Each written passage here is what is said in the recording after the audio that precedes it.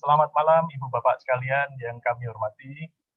Terima kasih sudah kembali bergabung dan kembali bertemu di rumah kita bersama, Rumah Bhinneka Surabaya, yang setiap Senin berusaha menyajikan topik-topik di sekitar ketionghoaan.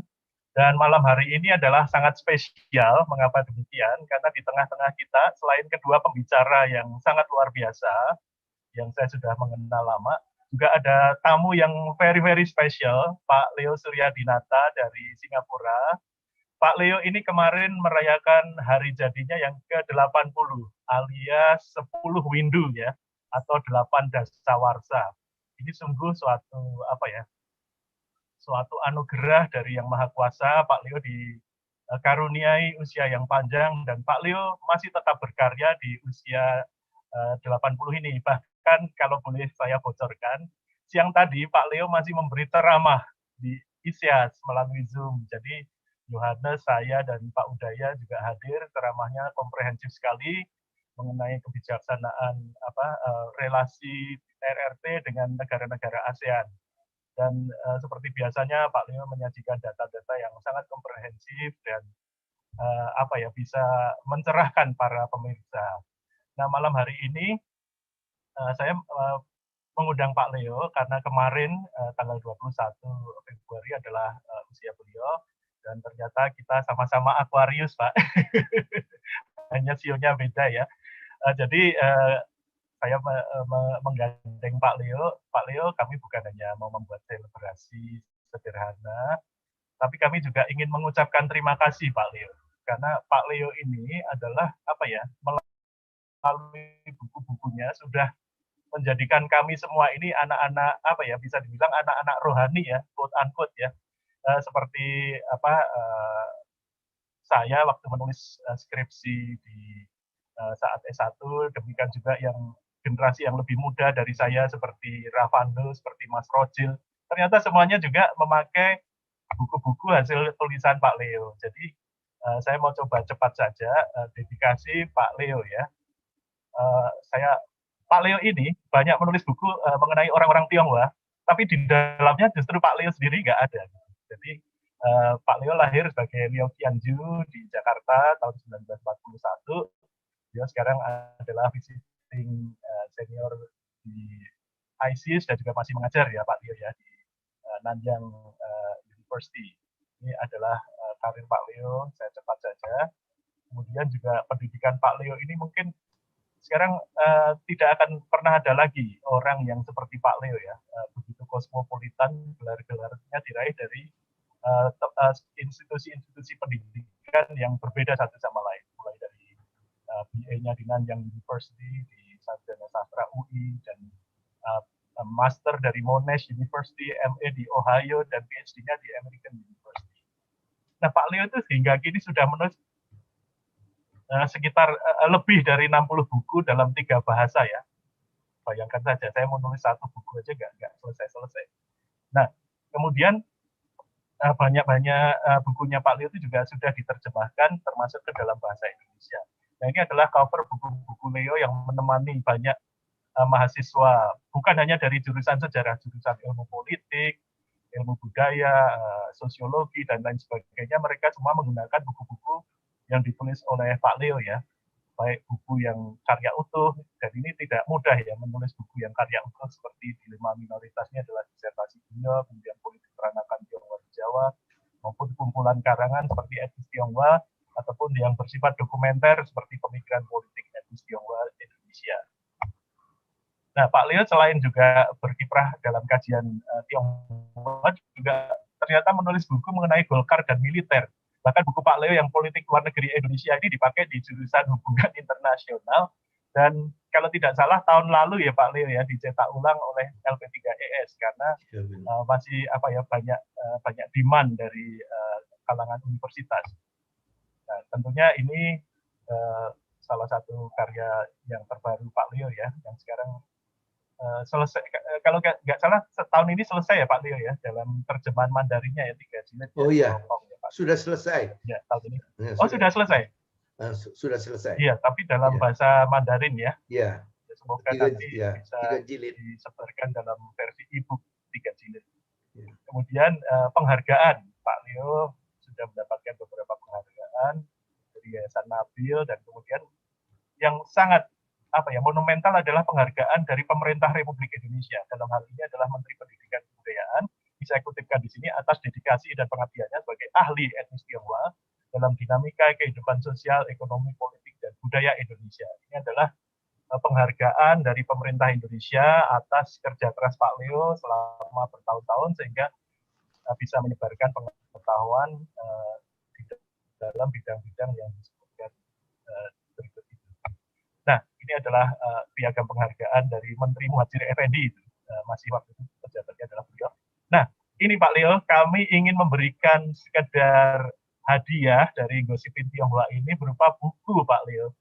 Jadi kami ketika Pak Leo presentasi di bulan November yang lalu, kami baru sadar Pak Leo lahir tahun 1941. Dan tahun ini adalah usia Pak Leo ke-80 tahun. Maka dalam jangka waktu 2 bulan, kami bekerja keras menulis makalah, termasuk merancang cover dan lain sebagainya. Terkumpul 9 makalah Pak Leo dari anggota-anggota Anggotio. Mohon maaf untuk rekan-rekan yang lain karena ini proyek yang Bu Evi ya, menerabas lah, mau kerja keras 2 bulan, kami tidak berani mengajak pihak lain. Jadi di antara kami saja terkumpul 9 tulisan yang kami bagi ke dalam 5 tema besar ya. Yang pertama identitas, stereotip dan nasionalisme, agama dan kepercayaan, edukasi, olahraga, serta yang terakhir adalah historiografi dan sejarah lokal.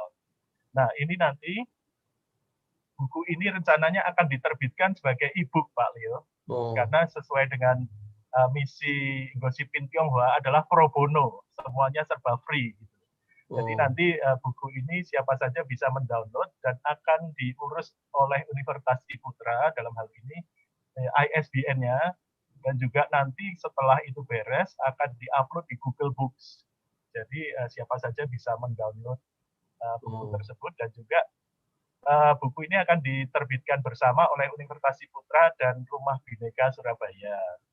Untuk itu kami juga berterima kasih pada Pak Abi untuk desain cover yang tadi itu, cover buku ini. Judulnya adalah Tionghoa Merajut Keindonesiaan. Persembahan 80 tahun Leo Suryadinata. Kita berikan aplaus untuk Pak Leo ya. Untuk dedikasi Pak Leo. Ya.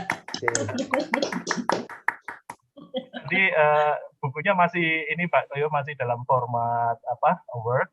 Nanti akan saya email ke Pak Leo, tapi itu masih berupa dummy ya Pak Leo ya. Untuk versi finalnya dengan ISBN dan juga dalam versi cetaknya kami harapkan dalam 1-2 bulan ini akan selesai, dan tentu nanti bisa diupload Ibu Bapak sekalian, para keluarga besar Gosipin Tionghoa. Jadi begitu Pak Leo, sekedar hadiah dari kami. Mungkin Pak Leo ada 1-2 patah kata untuk kepada kami-kami yang lebih muda ini. Silakan Pak Leo. Ya, saya ingin mengucapkan ribuan terima kasih atas kehormatan yang telah dilimpahkan atas diri saya. Saya sangat terharu ini, tapi juga berasa sedikit malu juga begitu ya. Ya, saya itu sebagai seorang peneliti, seorang pengajar, pendidik, ini bagi saya ini sudah sewajarnya saya banyak menulis, meneliti, mengajar, itu merupakan juga bukan hobi saya, tetapi juga privasi saya juga ya. Selama ini saya dengan tulisan, saya banyak berkenalan dengan teman-teman ya. Saya karena mengajar lama begitu. Jadi teman-teman saya itu dari yang tua sekali, yang lebih tua dari saya, sebaya dengan saya, sampai yang muda-muda begitu. Ya. Dan saya selalu belajar. Sebagaimana pepatah Tionghoa gitu, jadinya biarpun hidup sampai hari tua gitu, dan juga tetap harus belajar sampai hari tua begitu. Karena untuk menimba ilmu itu tidak ada batasnya kan ya. Kita selalu itu yang dikatakan ahli, sebetulnya kita itu juga seorang pelajar gitu, selalu belajar. Ya, jadi jika seseorang misalnya yang stop belajar, dan artinya pengetahuan dia itu juga akan stop. Sebagaimana kalau seseorang itu stop berpikir, dia itu sudah habis lah biarpun. Jadi setiap peneliti itu yang penting bagi saya harus selalu belajar, berpikir, berkarya sampai titik akhir, sampai menghembuskan nafas yang terakhir begitu. Jadi nggak ada retirement, itu tidak ada sebenarnya. Kalau ada satu orang mengatakan, wah sekarang ini udah waktunya bagi saya ya pensiun begitu. Dan bagi saya ini tunggu dulu, apakah Ayu ini sebagai seorang sekolah bukan ya?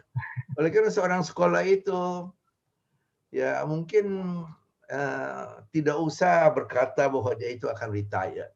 Ini juga salah satu teladan yang saya pakai sebenarnya adalah Profesor Wang Gungwu, Profesor Wang Gungwu itu 10 tahun dan 11 tahun lebih tua dari saya. Tapi beliau ini sampai sekarang itu masih berkarya. Justru karya-karya yang bagus sekali itu dihasilkan 10 sampai 15 tahun yang lalu. Jauh setelah dia pensiun begitu. Ya, jadi saya juga saya ingin menganjurkan kepada semua teman-teman, biarpun yang muda atau yang tua atau yang tua saya gitu, mungkin ada yang lebih tua juga, kita harus tetap belajar, sekali lagi belajar. Ya, dan ini perayaan ini yang kecil, tetapi bagi saya ini adalah sangat besar sekali, sangat berarti, telah menyentuh hati kecil saya itu. From the bottom of my heart, I would like to express my sincere thanks, for organizing this wonderful, what should I say, a meeting. So I have the opportunity to see old friends, to see new friends, young and old, and the study of the Chinese, the ethnic Chinese, in fact, is a field which has to be continued to be explored. I do not think that one can say that, oh, I have done enough, I understand everything under the sun. The moment that you say that is the end of your career. That also will be the end of your academic work. Sekali lagi saya ingin mengucapkan banyak terima kasih kepada hadirin semuanya pada malam hari ini. Ya, semoga kalian itu dalam dunia akademis yang begitu kompleks ya, akan bisa mencapai hasil yang gilang gemilang, dan setiap orang itu kira saya akan bisa mencapai satu hasil yang cukup gilang gemilang. Tetapi setelah mencapai tujuannya itu tidak boleh stop. Harus tetap jalan terus. Terima kasih sekali lagi. Ya, terima kasih Pak Leo untuk untuk wejangan dan petuahnya yang saya juga terharu ini mendengar pesan-pesan dari Pak Leo ini ya. Jadi tugas kita semua untuk terus belajar dan tentu saja berkarya ya Pak Leo ya. Ya, kita berikan aplaus sekali lagi untuk Pak Leo. Semoga Pak Leo dan juga Bu Lanti tetap sehat, panjang umur Pak Leo ya. Ya, terima kasih. Terus Ya, berkarya, terima kasih ya. terima kasih. Dan tadi Pak Leo saya posting berita ulang tahun Pak Leo di Facebook. Itu banyak sekali yang mengucapkan selamat ulang tahun. Oh, Mungkin ada puluhan Pak Leo yang mengucapkan selamat ulang tahun. Ini di sini juga banyak ucapan selamat untuk Pak Leo juga di kolom chat ini. Jadi nanti saya membacanya. Ya. Iya. Ya. Pak Leo ini sudah punya banyak teman ini. Iya.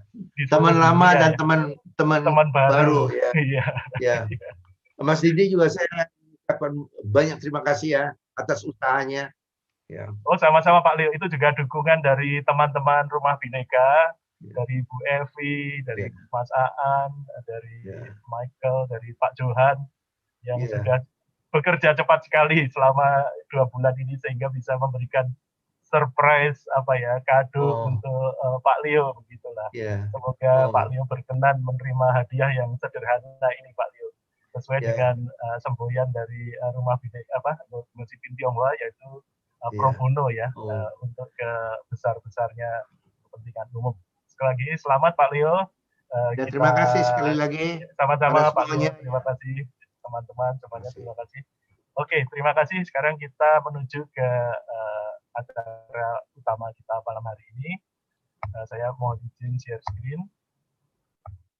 Jadi selamat malam. Saya kembali ucapkan bagi Ibu Bapak yang baru datang. Malam ini Gosipin Tionghoa episode ke-28 mengangkat tema bulan ini adalah bulan yang membicarakan sekitar keagamaan orang-orang Tionghoa ya. Dan malam ini sebagai penutup adalah orang Tionghoa Katolik dan Protestan. Setelah kita berbicara mengenai Muslim Tionghoa, Konghucu, dan Buddhisme, dan bahkan minggu lalu kita bicara juga mengenai teosofi dan kejawen ya, dalam hal ini aliran Peransu. Nah, untuk menutup pembicaraan mengenai keagamaan itu malam hari ini telah hadir bersama kita 2 narasumber yang luar biasa. Saya mengenal pribadi kedua orang ini adalah orang-orang yang banyak berkarya. Yang pertama adalah Yumi Kitamura. Yumi-san ini, begitu saya memanggilnya, adalah seorang associate professor di Kyoto University Library. Beliau mendapatkan S1-nya malah di bidang sastra Inggris dan juga belajar museum studies dari Osaka. Kemudian S2-nya itu adalah Library and Information Sciences di Honolulu di USA, dan kemudian mendapatkan gelar doktor dari Hitotsubashi.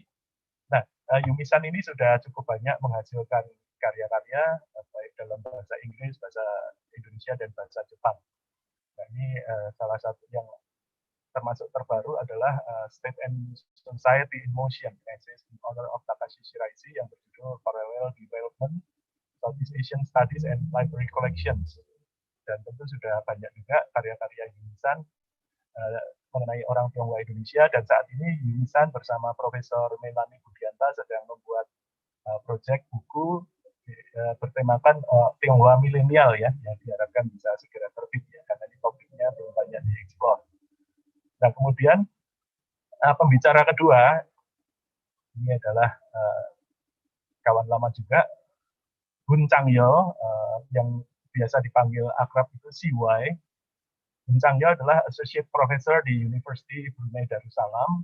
Beliau menempuh pendidikan S1 dan S3 di University of Western Australia, dan beliau juga pernah mengajar cukup lama di SMU, Singapore Management University di Singapura ya. CY ini juga tidak kalah produktifnya, beberapa bukunya sudah terbit, bahkan dalam bahasa Indonesia sudah ada ya. Saya sangat merekomendasikan buku hasil karya Changyo ini, sepertinya masih bisa dicari di toko-toko online, mengenai identitas Tionghoa pasca Soeharto, budaya, politik, dan media. Kebetulan ini penerbitnya adalah kantor saya yang dulu di Yayasan Nabil. Yang di tengah itu adalah buku asli dari buku ini, yaitu judulnya Chinese Identity in Post-Soeharto Indonesia, yang berasal dari disertasi CY. Kemudian di sebelah kanan itu adalah buku yang diedit oleh CY bersama Tsai Xiumin, berjudul Chinese Indonesians Reassessed. Itu juga berisi berbagai macam kumpulan tulisan mengenai Indonesia di masa kontemporer maupun dari masa sejarah ya. Oke, mungkin tanpa berpanjang lebar, kita akan mulai langsung ke pembicara pertama, Yumisan. Silahkan, waktu sekitar 30 menit ya.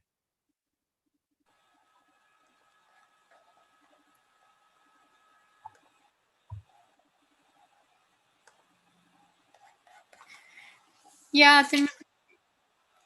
terima kasih banyak. Apa suaranya agak keras ya? Kedengaran, tapi agak putus-putus. Oh iya, kenapa ya? Sudah oke, sudah oke. Sudah oke? Ya, sudah. Silakan. Oh iya, oke.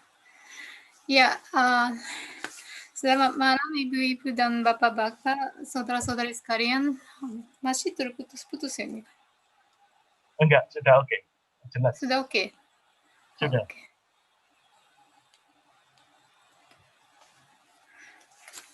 Oke, saya mulai lagi. Oke, selamat malam Ibu-Ibu dan Bapak-Bapak, saudara-saudari sekalian. Terima kasih atas memberikan kesempatan malam ini untuk bisa menjadi salah satu narasumber di Tionghoa Yuk ke-28. Dan malam ini saya ingin bicarakan tentang topik penelitian saya mengenai Tionghoa dalam pembaruan karismatik Katolik di Indonesia. Saya telah melakukan penelitian ini selama 5 tahun, tapi saya belum mencapai kesimpulan yang konkret. Jadi kalau teman-teman ada masukan mungkin dari pengalaman sendiri atau dari teman-teman, dari keluarga, saya sangat senang. Oke. Sebenarnya orang Tionghoa mengambil peran yang sangat penting dalam perkembangan gereja Katolik di Indonesia. Menurut Karl Stenbrink, misionaris Katolik pertama tiba di Batavia pada 1808. Sementara pada tahun 1830 di Pulau Bangka, agama Katolik diperkenalkan oleh Chen Onyi, seorang dokter Chinese berasal Tiongkok. Chen dibaptis di Penang. Pak Chen membangun tempat peribadahan dengan patung, buku doa, rosario, dan barang-barang keagamaan lainnya yang ia bawa dari Singapura dan Penang. Lama-lama dia membangun komunitas Katolik dengan para penambang di Bangka. Pada tahun 1984 mengetahui adanya komunitas kecil Katolik di Bangka, maka Uskup dari Batavia mengirim pastor Crescens ke Bangka. Tidak lama kemudian dari 1853 hingga 1868, Pastor Rahenhoff menjadi imam pertama yang tinggal di Bangka. Pastor ini juga imam pertama di Indies yang fokus kepada etnis atau suku tertentu. Sikap gereja di Bangka ini ternyata memiliki kesamaan yang sama dengan gerakan karismatik dalam gereja Katolik di Indonesia setelah tahun 1870-an. Misalnya karakteristik sebagai gereja awam diinisiatif oleh orang Tionghoa dan jaringan internasional dengan Singapura dan Malaysia, dan jaringan internasional yang sangat luas. Nah, malam ini saya bicarakan tentang karismatik Katolik, tapi sebelum saya mulai, saya mau menjelaskan apa itu Pentakosta atau karismatik. Nah, bayangkan kita yang tidak pernah ikut pelayanan karismatik Katolik maupun Protestan, mungkin karismatik itu seperti dua gambar ini. Jadi pelayanan yang heboh sekali atau pendeta yang karismatik, banyak yang umat yang pingsan, exclusiveness itu juga termasuk bayangan kita. Tapi image dua gambar yang seperti ini kita dapat dari bentuk pelayanan. Tapi kalau dilihat dari dalam kekristenan, ada 3 hal yang penting. Pertama,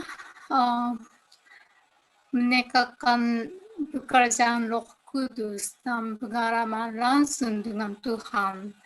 Yang kedua, bentuk doa yang lebih fleksibel dibandingkan dengan praktek ibadah konvensional.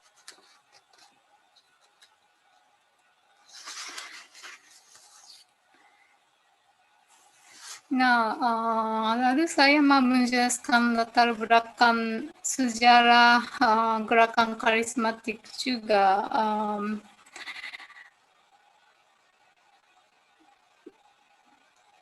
Gerakan Pentakosta atau karismatik mulai dalam gereja Protestan ke negeri-negeri Asia juga pada saat yang sama.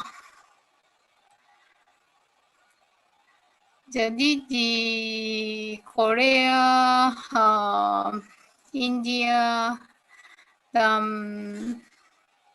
Manchuria hampir waktu yang sama.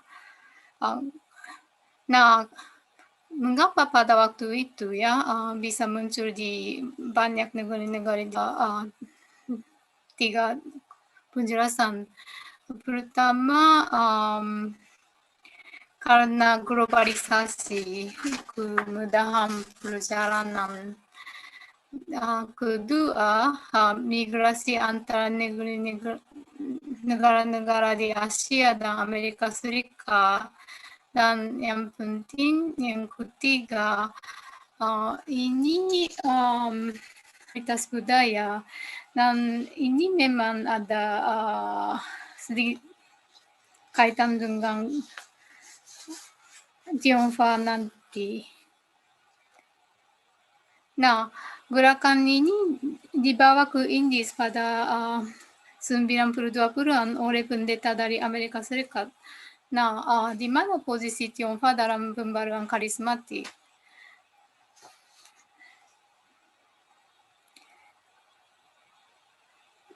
Jadi ini dibawa ke Inggris 1920-an dan dari awalnya Tionghoa terlibat dalam gerakan Pentakosta.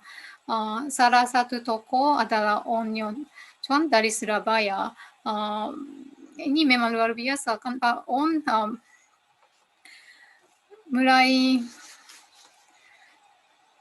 mengadakan pertemuan evangelisasi yang dihadiri oleh ribuan orang.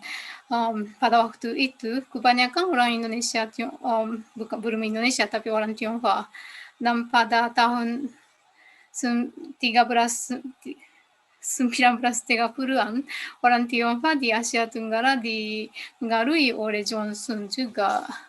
Nah, Johnson itu lahir di Tiongkok. Dan dia belajar di Ohio, di Amerika, dan bertemu dengan karismatik di sana.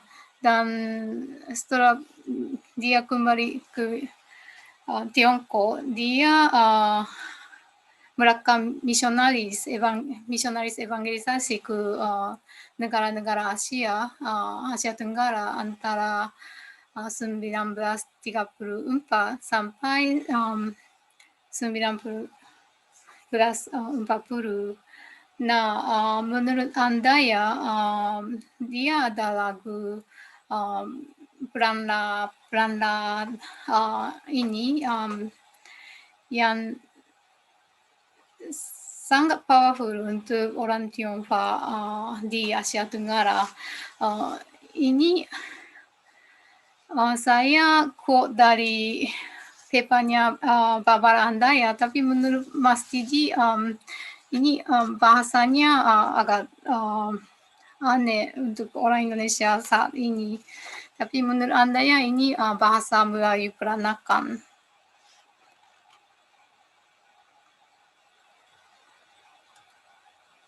Nah, akhirnya pembaruan karismatik Katolik.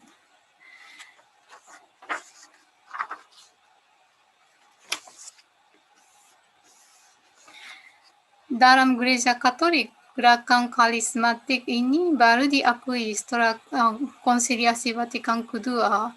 Nah, konsiliasi Vatikan kedua itu yang memutuskan 3 hal yang penting.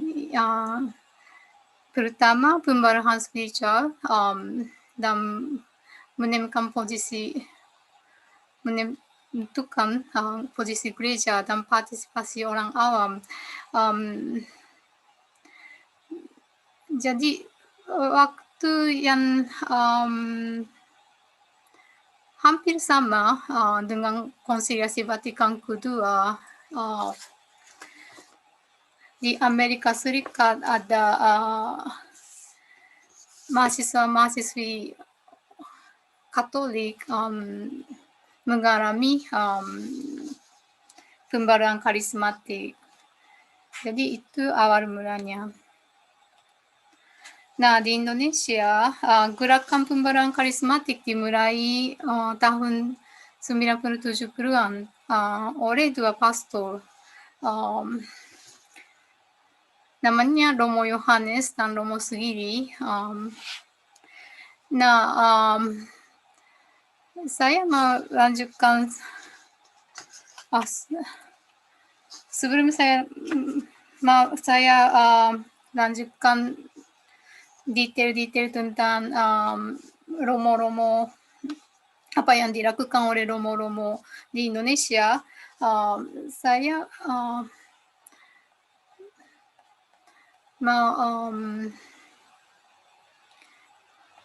menjelaskan apa yang ditulis tentang Tionghoa dalam pembaruan Katolik karismatik. Tidak banyak dibanding tentang Protestan, karismatik Protestan, tapi ada beberapa. Yang pertama yang saya tulis di sini, ini di Malaysia. Nah, itu menarik. Jadi menurut Ancelman dan Lee, pembaruan karismatik diterima dengan baik oleh kelas menengah Tionghoa Malaysia yang berbahasa Inggris. Nah, sebelumnya pembaruan Katolik karismatik selalu dibilang diterima antara orang miskin. Nah, baru saja masuk di Asia Tenggara, ini diterima dengan baik di kelas menengah. Nah, yang kedua, mereka bilang gerakan pembaruan karismatik menjadi kekuatan dalam kalangan umat awam sebagai benteng melawan perubahan non-Kristen, meskipun tidak selalu disambut oleh gereja-gereja konvensional. Itu memang sifat-sifat yang kita bisa lihat di Indonesia juga. Nah, di Indonesia ini bukan dari tulisan akademis, tapi ini dari buku dikumpul oleh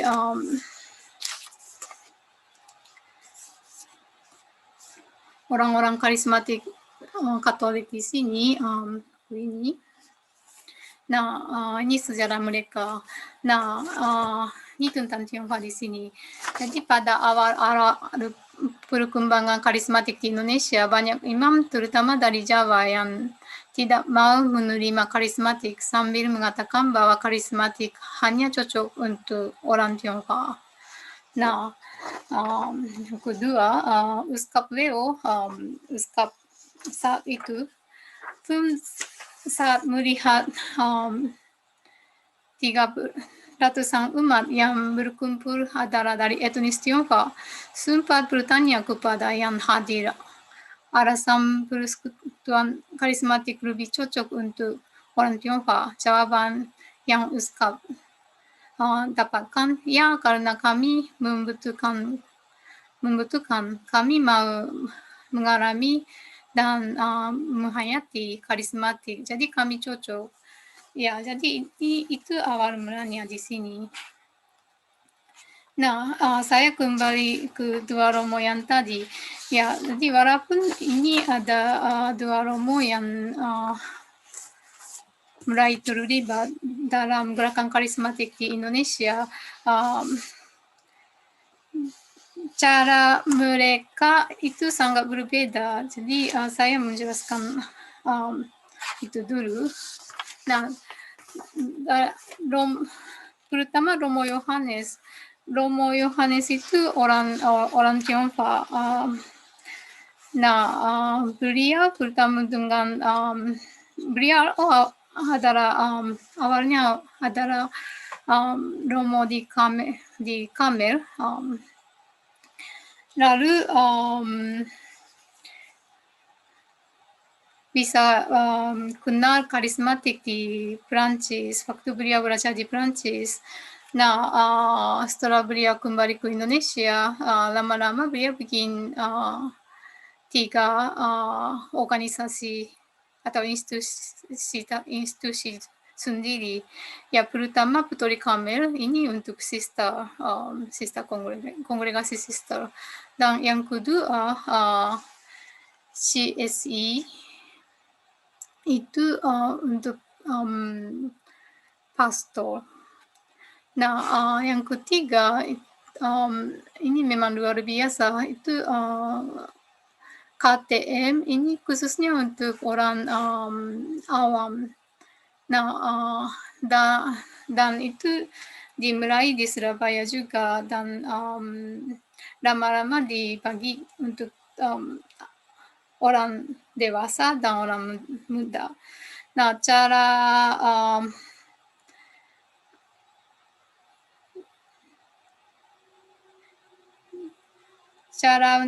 KTM untuk organisasi umat-umatnya itu based on cell group, ya. Jadi dari cell group mereka ada hierarki yang sangat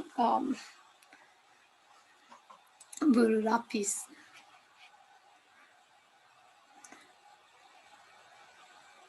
Nah, yang menarik tentang gerakan karismatik oleh Romo Yohanes itu adalah kombinasi dengan kontemplasi dan seminar-seminar penyembuhan yang terbuka untuk semua orang dengan agama-agama masing-masing. Nah, itu menjadi atraksi untuk orang-orang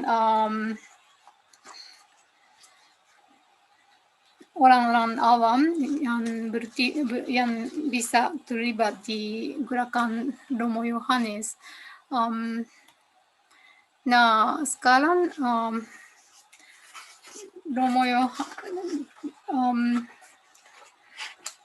gerakan Romo Yohanes itu sudah besar sekali, sudah ada di beberapa tempat di Indonesia maupun di luar negeri. Nah, ini salah satunya di Kalimantan Barat. Nah, ini tempat retreat di gunung yang luar biasa luasnya. Kan di situ ada juga sekolah tinggi manajemen yang di atas, 2 gambar yang di atas, dan sekolah teologi juga.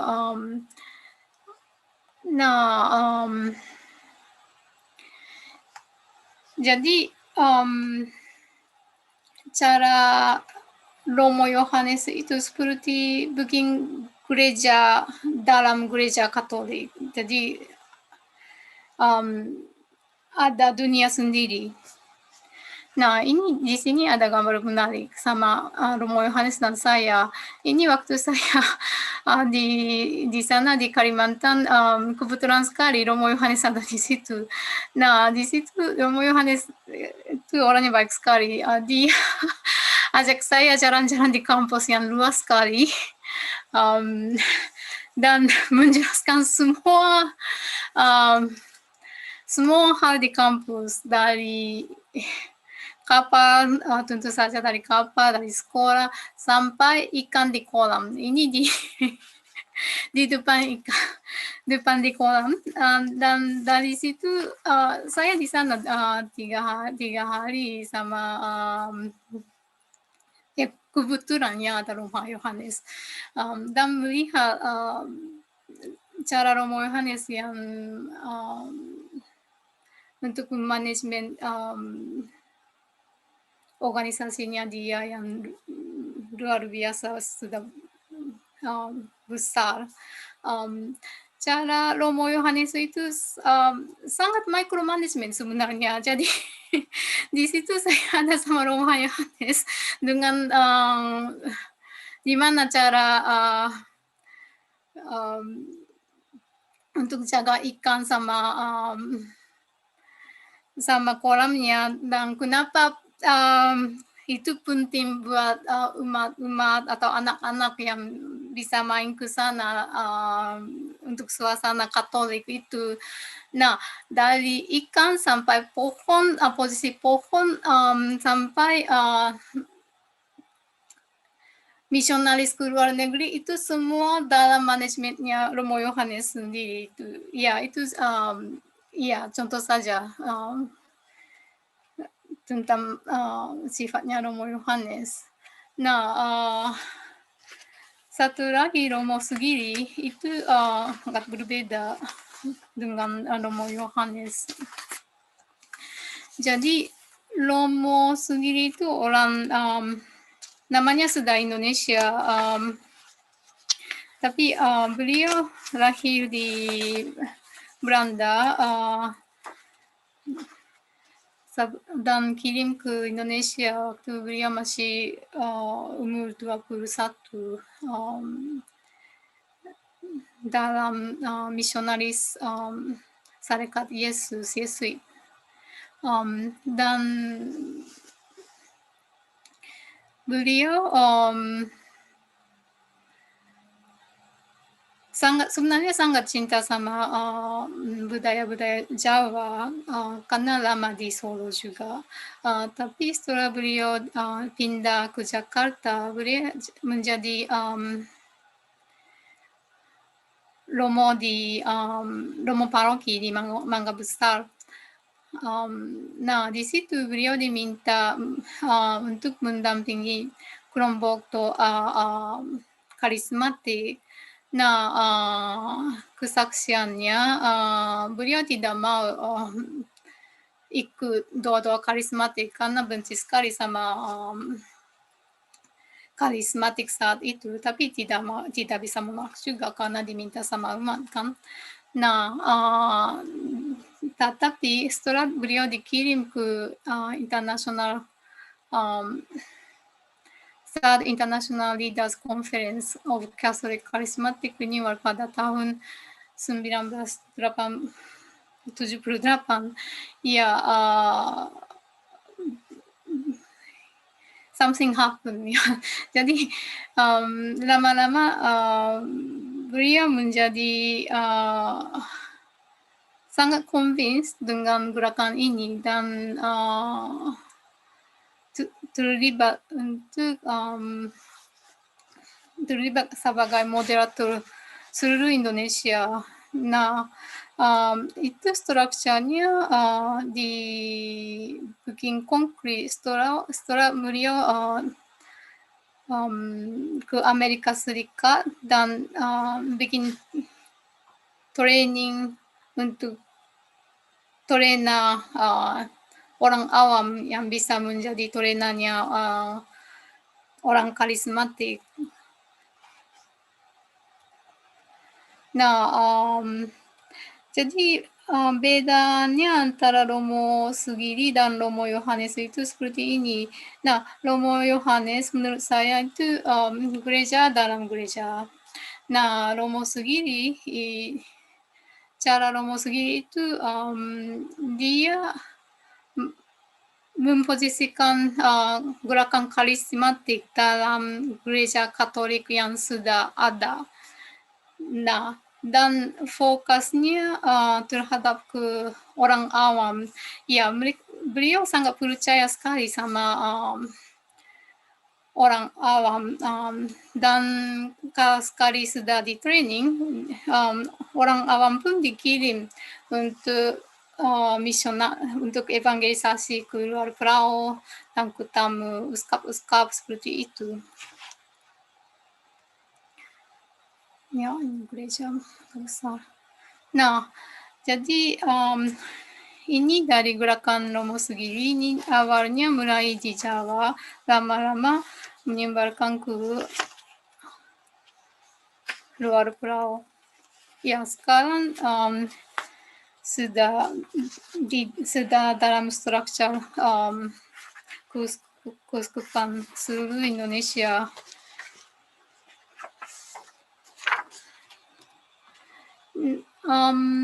Gerakannya Romo Sugiri itu dibanding Romo Yohanes lebih fleksibel. Jadi ini tergantung tempatnya atau tergantung leadershipnya di tempat masing-masing. Tapi salah satu gerakan yang berhasil itu memang di Surabaya dengan muda-mudi. Ini gerakan kelompok karismatik khusus untuk muda-mudi. Ya. Nah, dari awal saya melihat teman-teman yang terlibat di dalam gerakan karismatik Katolik itu kebanyakan orang Tionghoa. Dan saya selalu tanya sama teman-teman yang saya bertemu dalam gerakan karismatik ini, kenapa orang Tionghoa banyak yang terlibat di gerakan karismatik Katolik? Nah, kecenderungannya mereka selalu mulai dari denial ya. Jadi tidak, ini bukan gerakan orang Tionghoa. Ada orang lain, orang Jawa, orang setempat, orang Papua atau macam-macam. Tapi ya lama-lama saya ulang lagi ya. Tapi ya kalau saya melihat ini kebanyakan yang di leadership itu di orang-orang Tionghoa. Ya, jadi ini alasan saya dapat dari orang Tionghoa yang terlibat di gerakan karismatik Katolik. Ya, ya. Jadi begini, mungkin karena pendidikan Barat atau karena tidak terlalu terlibat dalam tradisi Indonesia, terbuka untuk hal-hal baru, atau tuntunan lebih tinggi untuk pernyataan diri sebagai usaha. Ya katanya karena banyak dosa. Atau kami memiliki pengalaman dalam bisnis yang juga membantu kegiatan gereja. Atau memang benar kalau minta orang Tionghoa Indonesia untuk mengatur sesuatu, kebanyakan berhasil. Itu juga ada responsnya seperti itu. Nah, dari situ saya melihat mungkin gerakan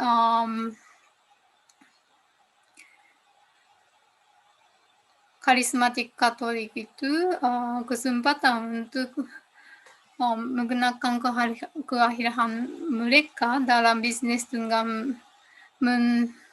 mendanai kegiatan atau perluasan fasilitas untuk karismatik atau Tiongfa dari Jawa yang terlibat sebagai penginjil dan donatur di luar pulau. Jadi ini gerakannya karena konsentrasi orang Tionghoa ada di Jawa juga. Jadi gerakannya mulai di sana dan lama-lama mereka sebagai penginjil bawa karismatik ke pulau lain dan di situ sudah campur etnis. Nah, satu fakta lagi yang menarik dalam gerakan ini itu keterlibatan wanita dan sebagian besar anggota laki-laki terlibat karena istri mereka. Nah, dan kelompok-kelompok mereka itu juga banyak yang perempuan. Misalnya pada tahun 1981 salah satu kelompok tua wanita tertua dan paling aktif pelayanan Elizabeth didirikan di bawah pengasahan Romo Sugiri dan memulai misi penginjilan mereka ke pulau-pulau terluar. Nah, ini kesimpulan sementara. Kecenderungan untuk tidak berfokus pada keterlibatan orang Tionghoa dalam pembaruan karismatik di gereja-gereja Katolik itu sangat kuat sebenarnya. Dan ekspansi pembaruan karismatik Katolik bertepatkan waktunya dengan konversi masif orang Tionghoa setelah 65. Pembaruan karismatik menjadikan ruangan yang aman bagi orang Indonesia Tionghoa untuk terlibat aktif dalam kegiatan keagamaan dan sosial. Mungkin filantropi juga.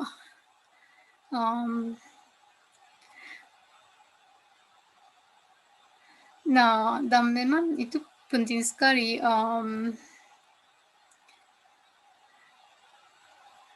memperhatikan generasi kedua karena sudah 40 tahun di Indonesia juga. Nah, ini kesimpulan atau finding sementara untuk Tionghoa dalam gerakan karismatik Katolik.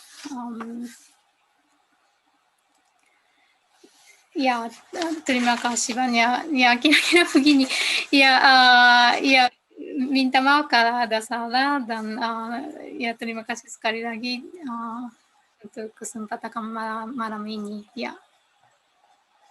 Ya, terima kasih Yumi-san untuk pemaparannya yang sangat menarik. Saya juga banyak belajar. Malah baru tahu siapa Romo Sugiri itu karena kebetulan saya pernah dengar mengenai beliau. Ternyata malam ini banyak sekali diceritakan dari ini tentang Romo Sugiri ya. Oke, mungkin kita bisa ke pembicara kedua. Silakan Siwai. Ya, selamat malam. Ya. Oh iya ya, bentar ya saya share screen dulu ya. Oh silakan.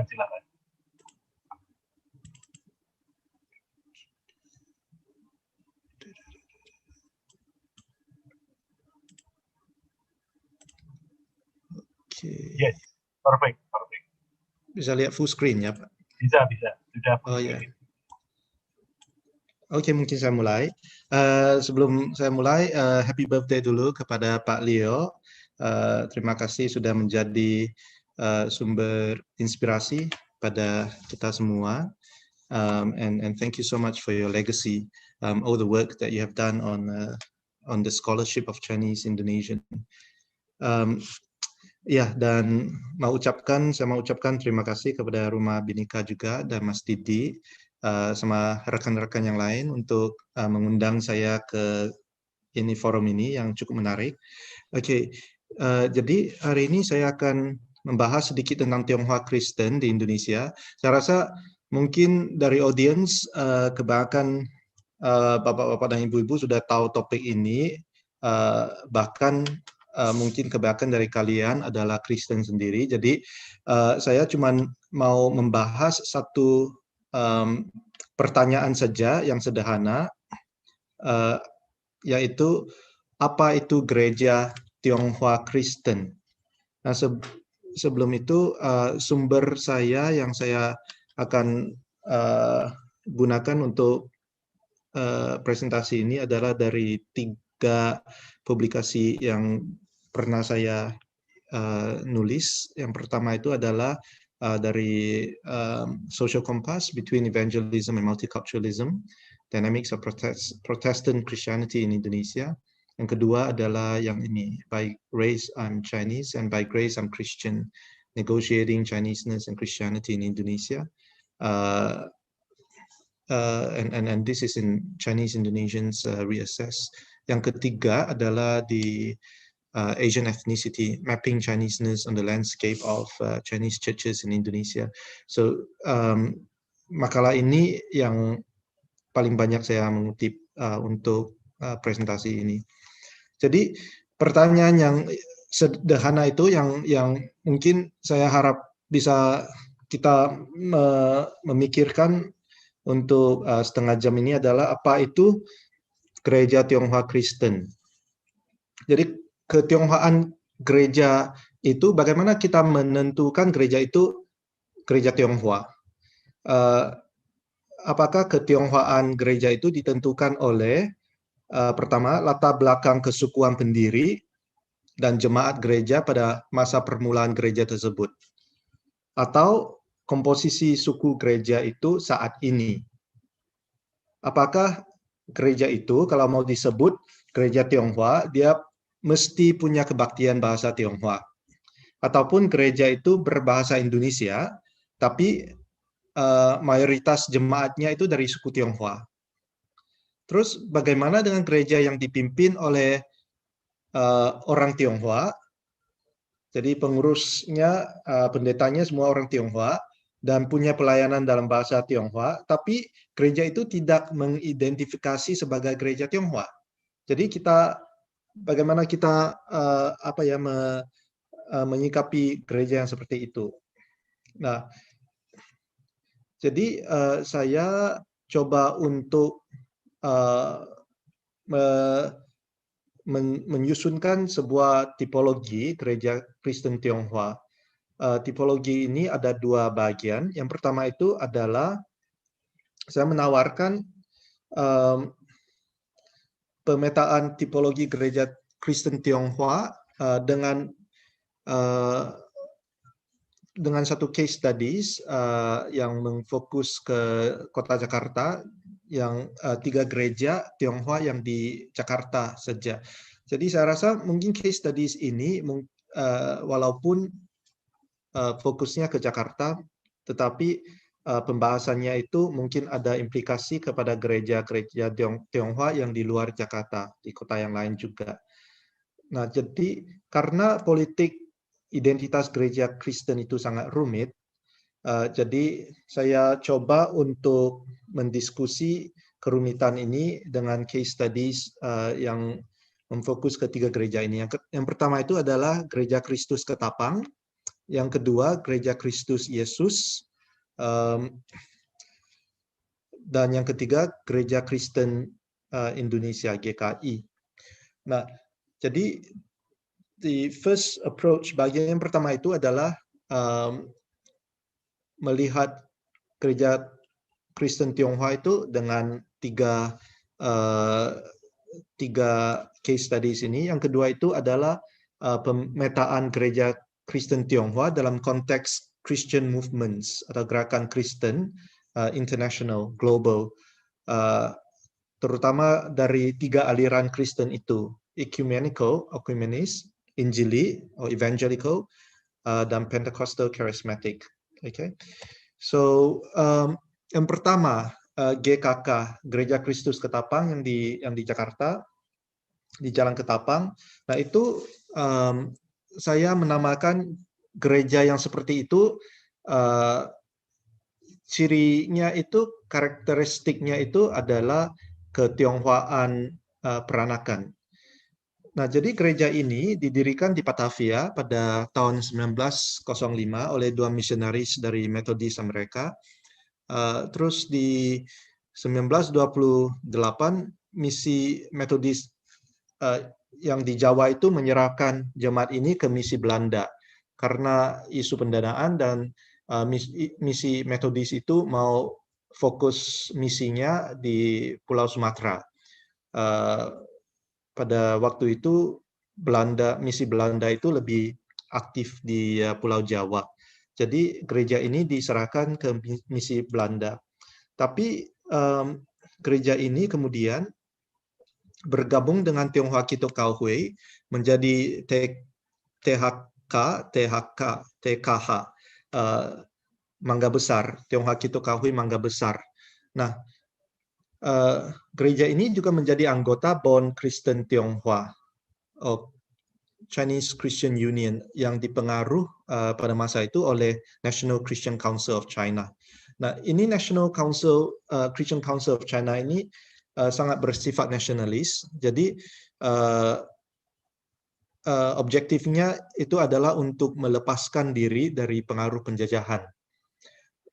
Jadi Tionghoa Kito Kaohui itu masa itu juga sangat berbau nasionalis Tionghoa, yang menurut Kurnia dan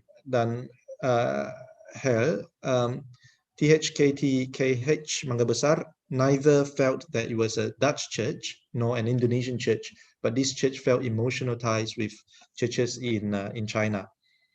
Jadi tanpa pertanyaan, GKK itu dari permulaannya itu adalah sebuah gereja yang bersentimen Tionghoa. Tetapi gereja ini kebanyakan anggotanya itu adalah kaum peranakan. Nah, Tionghoa Kito Kaohui ini fotonya seperti ini. Jadi tahun 1939 gereja ini keluar dari Tionghoa Kito Kaohui menjadi Zhonghua Jidu Jiaohui. Itu adalah pinyin bahasa Mandarin yang maksudnya juga sama, Chinese Christian Church, Zhonghua Jidu Jiaohui, yang disebut gereja Tionghoa yang nasionalis oleh sebab sifatnya yang anti Belanda, anti misionaris, dan pro China.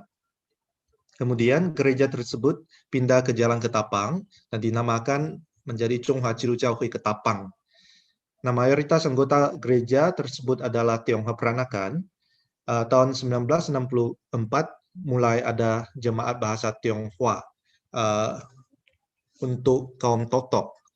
Jadi didirikan Zhonghua Jidu Jiaohui Guoyu Tang atau Chinese Christian Church Mandarin, jemaat Mandarin. Pada tahun 1945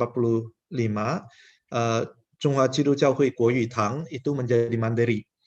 Nah, dia keluar dari Zhonghua Jidu Jiaohui itu Ketapang, terus di tahun 1958 Zhonghua Jidu Jiaohui Ketapang ganti nama menjadi Gereja Kristus Ketapang supaya tidak eksklusif dan membuka untuk orang non-Tionghoa. Nah, jadi kalau kita melihat kronologisnya, 1958 sudah setelah kemerdekaan Indonesia ya. Jadi ada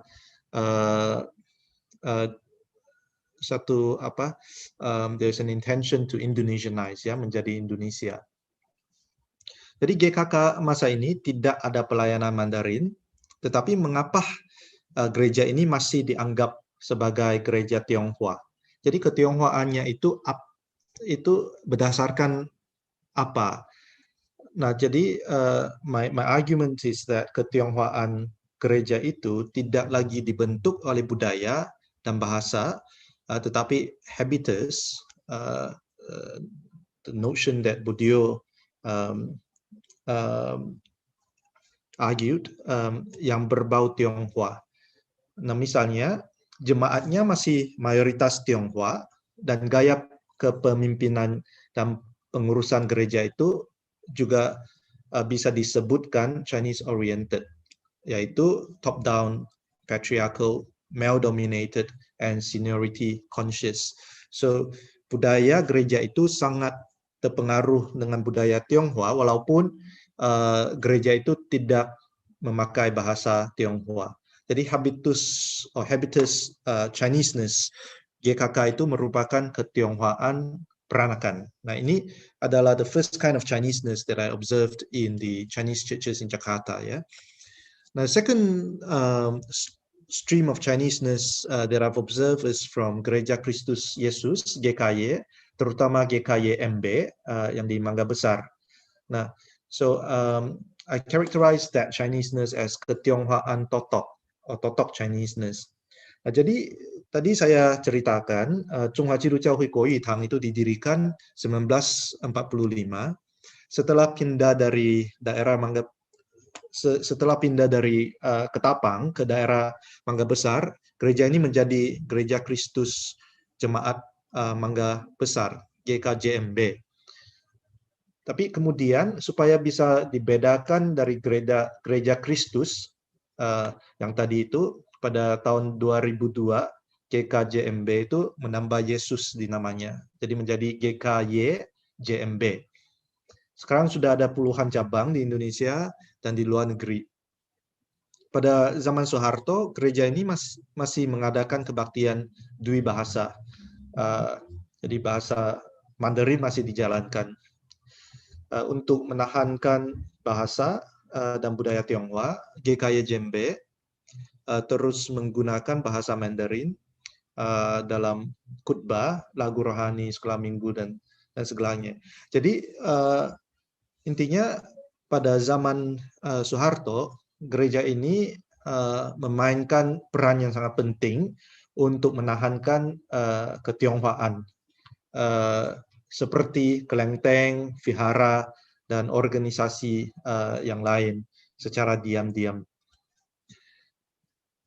Nah, dengan latar belakang budaya totoknya, GKYMB dapat menjalinkan hubungan dengan gereja Tionghoa Injili yang lain di seluruh dunia. Jadi dia ada jaringan atau network yang sangat global. Misalnya GKY adalah anggota dalam Chinese Coordination Center of World Evangelism. Ini adalah jaringan international of Chinese or evangelical Chinese churches, gereja Injili Tionghoa di seluruh dunia. GKY itu bisa mengundang pembicara dari Taiwan, Hong Kong, Singapura, Malaysia untuk berkhotbah di gerejanya di Jakarta. Dan jaringan ini sudah sangat aktif sejak zaman Soeharto juga. GKY dapat menahan ketionghoaannya dengan menjadi sebagian dari komunitas atau emerging communities of Kristen Tionghoa yang transnational dan global. Sorry, Siwa itu interrupt. GKY dapat menahan, you mean mempertahankan? Iya, mempertahankan. Iya, betul. Mempertahankan ketionghoaannya. Oke. Yes, okay. Yes. Thank you. It's Maaf, ya. Oke. Thank you. Yep. Jadi namun pertanyaannya adalah apakah generasi muda masih bisa mengidentifikasi dengan ketionghoaan totok yang tersebut di gereja itu. Nah, jadi walaupun sampai saat ini gereja itu masih ada kebaktian dwi bahasa, tetapi kebanyakan generasi muda itu sudah tidak tertarik atau tidak mengerti bahasa Mandarin. Jadi apakah budaya totok Tionghoa totok itu bisa dipertahankan ke masa depan. Ya. Nah, jadi yang ketiga adalah keindonesiaan peranakan. This can be characterized by Gereja Kristen Indonesia (GKI). Saya rasa mungkin banyak dari audiens di sini adalah anggota dari GKI ya. Nah, GKI seperti kalian yang sudah tahu punya lebih daripada 220 jemaat dan ratusan ribu anggota di seluruh Indonesia dan di luar negeri. Apakah GKI itu bisa disebut gereja Tionghoa yang paling besar? Nah, walaupun asal-usul GKI itu berlatar belakang Tionghoa, GKI itu sebenarnya dari Tionghoa Kituk Kau Hui. Tapi pada zaman 1950-an, GKI mengambil tindakan untuk menjadi Indonesia. Dan jalan untuk menjadi Indonesia atau untuk asimilasi itu dipertahankan sampai saat ini ya. Penggantian nama dari Tionghoa Kituk Kau Hui ke GKI melambangkan permulaan jati diri yang baru ya. GKI pun membuka pintu ke anggota untuk menerima anggota non-Tionghoa. Jadi sekarang di beberapa jemaat di pewilayahan kota masih terdapat jemaat GKI yang berbau Tionghoa yang sangat ciri khasnya sangat Tionghoa dalam budayanya. Tapi pada umumnya GKI itu tidak berminat untuk mentionghoakan kembali. Jadi Resinicization itu mungkin tidak akan terjadi di gereja GKI. Sedangkan di gereja GKK sama GKJMB itu ada beberapa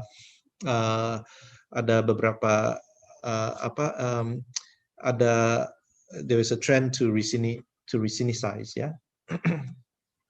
Nah, jadi part 2 of the way in which I typologize the Chinese Christians is through examining it dalam konteks aliran Kristen nasional dan global. Nah, jadi in Indonesia there were 3 main Christian organizations, national organizations. Ya. Yang pertama itu adalah ecumenical. Aliran ecumenical itu, ecumenis itu it were represented by Persekutuan Gereja-Gereja Indonesia (PGI). So GKK dan Ketapang sama GKI itu dua-duanya adalah anggota yang sangat aktif di PGI ya. Jadi aliran ini lebih mementingkan social gospel atau Injil sosial, in social justice dan sebagainya. Jadi aliran ini lebih aktif dalam dialog agama dengan agama-agama yang lain. Intinya dia itu kurang tidak se-eksklusif dibandingkan aliran Injili dan karismatik ya. Yang kedua itu adalah aliran Injili, evangelical. Nah, tadi mayoritas gereja Tionghoa Totok di Indonesia itu atau gereja Tionghoa yang berbahasa Mandarin itu mayoritas gereja itu adalah di dalam gereja aliran gereja Injili ini. Nah, ini ada pengaruh dari John Sung juga. Tadi sudah Ibu Yumi sudah ceritakan legasinya John Sung. Jadi John Sung pernah datang mengadakan misi di Pulau Jawa beberapa kali. Setiap kali dia dapat di KKR-nya dapat banyak sekali ribuan orang yang menjadi orang Kristen, right? dari orang Tionghoa Totok itu. Nah, jadi waktu itu masih ada banyak perdebatan apakah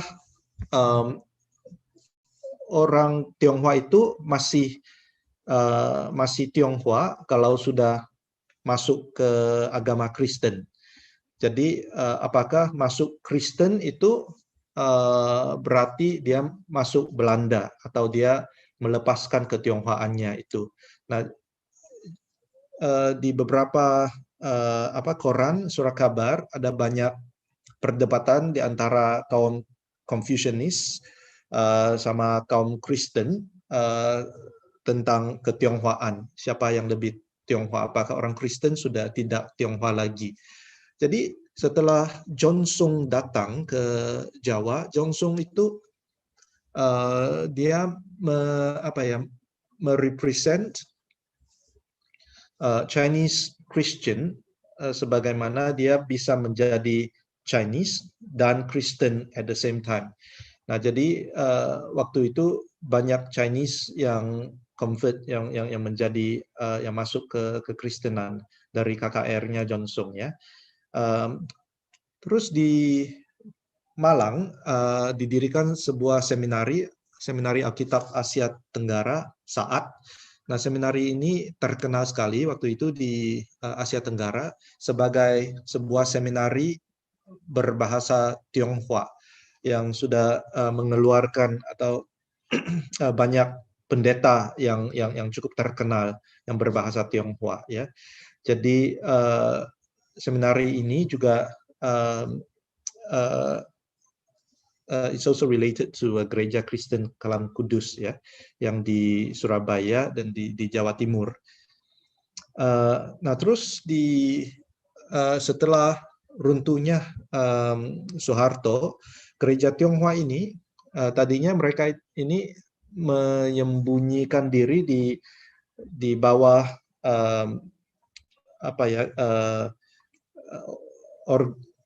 they try to hide behind the organization of evangelical churches sebelum reformasi. Setelah reformasi, mereka itu mendirikan sebuah persekutuan gereja-gereja Tionghoa di Indonesia. Jadi salah satu kriteria untuk gereja untuk masuk ke persekutuan ini adalah gereja itu harus berbahasa Mandarin atau ada jemaat atau ada kebaktian yang berbahasa Mandarin.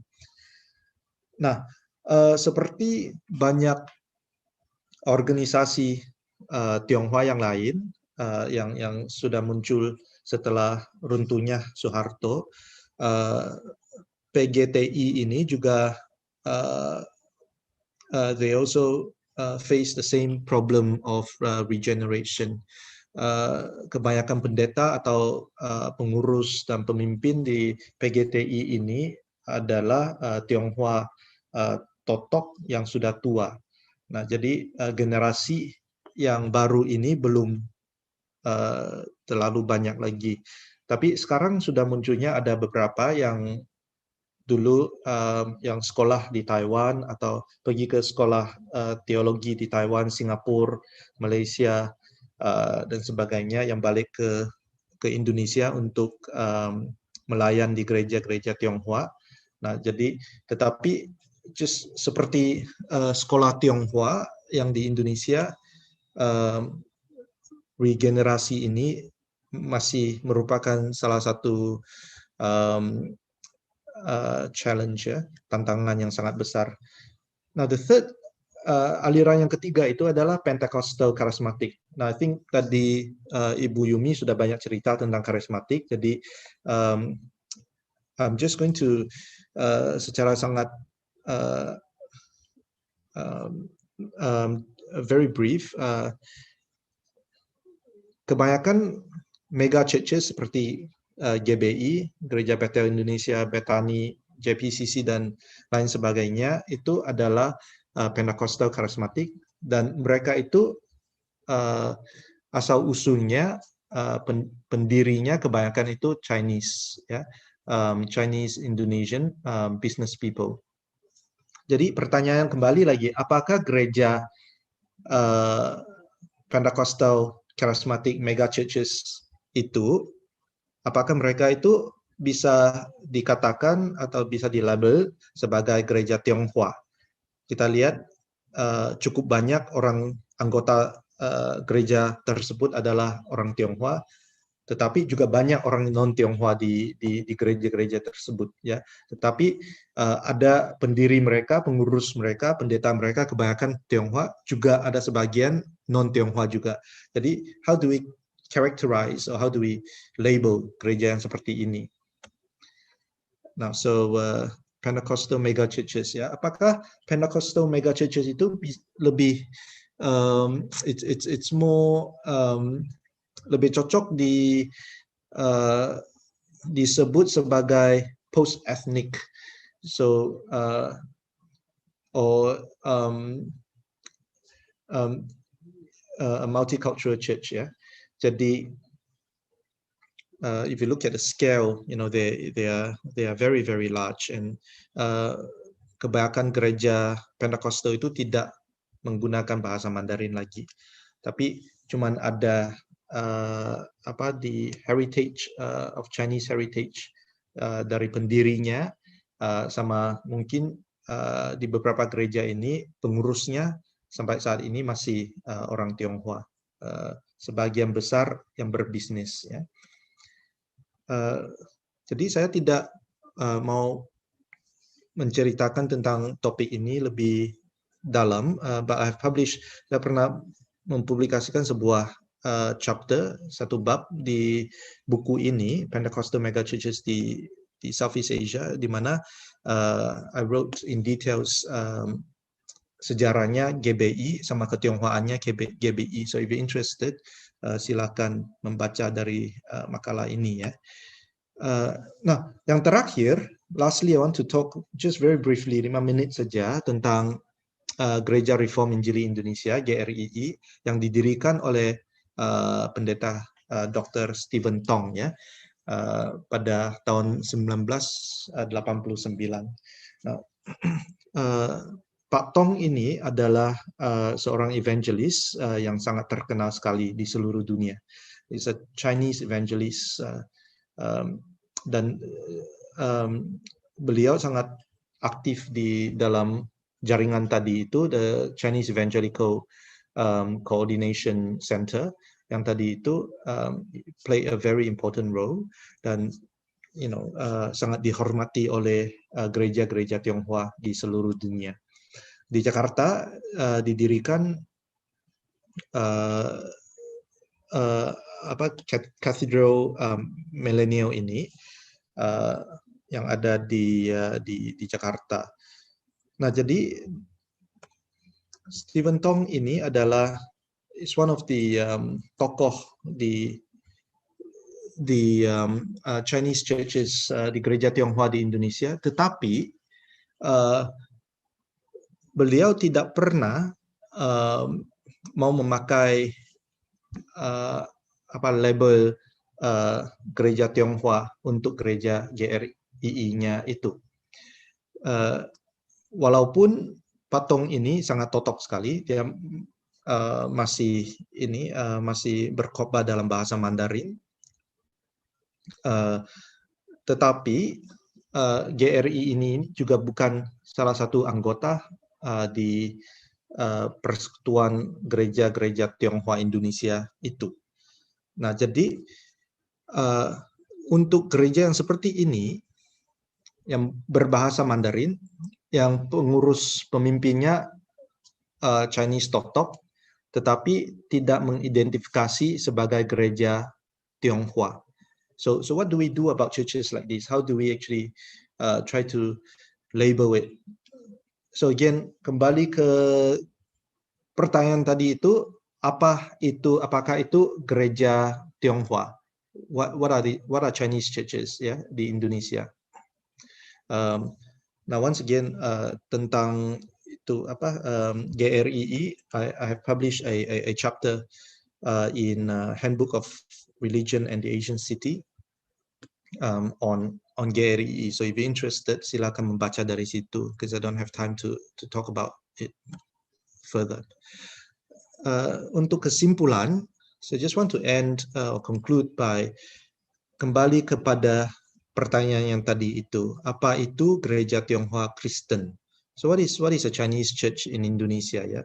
Apakah kriteria itu adalah gereja itu mesti ada latar belakang kesukuan pendiri dan jemaat gereja itu adalah Chinese, atau komposisi suku gereja itu saat ini harus mayoritasnya Chinese? Apakah bahasa yang digunakan harus ada bahasa Mandarinnya di kebaktian gereja itu, atau self-identification gereja itu? Apakah gereja itu do they declare themselves as a Chinese church or an Indonesian church, or seperti kebanyakan charismatic mega churches, they call themselves multicultural churches or international churches, right? Again, ini semua pertanyaan ini harus kembali kepada identity politics, ya. So I think with that, terima kasih. Well, most of these publications that I have mentioned just now are available for download on my website. Yeah, thank you very much. Didi, kembali kepada Anda. Ya, excellent. Terima kasih banyak CY. Dan mungkin Ibu Bapak tadi websitenya CY tadi perlu dicatat ya, karena publication dari CY sebagian besar sudah available on your website ya, CY ya. Jadi kita bisa download for free ya. Sekali lagi terima kasih banyak. Kita mungkin sekarang masuk ke dalam sesi tanya jawab. Saya akan dibantu oleh sahabat saya Bu Evi Sutrisno. Silakan dibacakan ya Bu Evi. Ya, siap Koko moderator. Terima kasih. Ya, ini ada pertanyaan kayaknya untuk Yumisan. Nah, ini bagaimana dengan kelompok Taizé di Gereja Katolik? TZ. Huh? TZ, bacanya TZ. Oh, Taizé. Ya, adakah hubungan kelompok Taizé dengan gerakan karismatik di Gereja Katolik? Ini pertanyaan yang pertama untuk Yumi. Apakah mau jawab atau mau langsung dikompilasi? Dijawab dulu aja ya. Oh iya, jawab dulu ya. Ya, terima kasih atas pertanyaannya. Ya, mohon maaf, saya belum banyak mengetahui tentang TZ. Ya, jadi belum bisa jawab sebenarnya. Ya.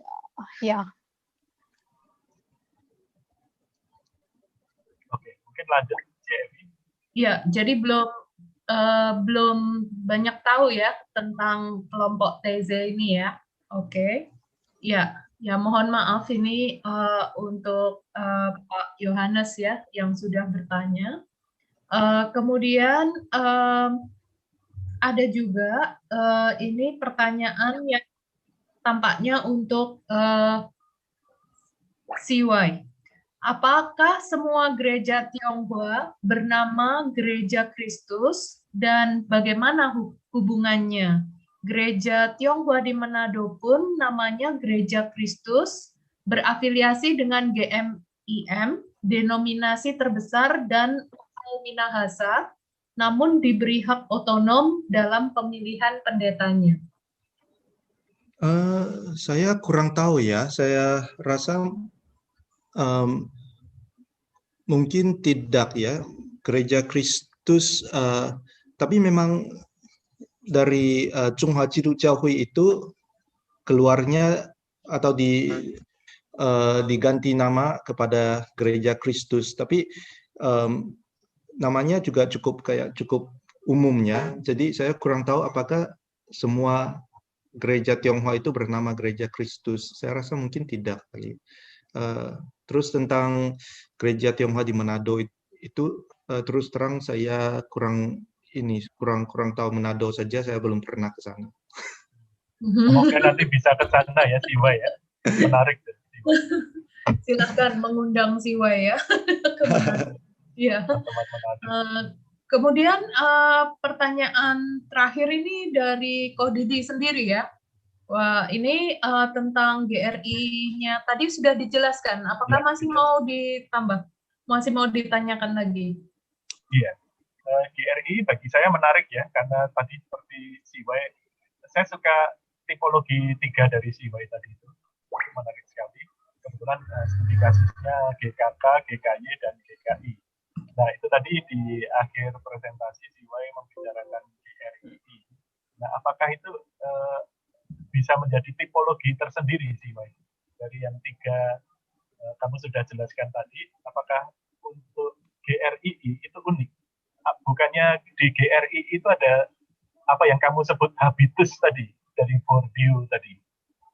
Karena setahu saya GRI itu di gerejanya selain beribadah, dia punya museum.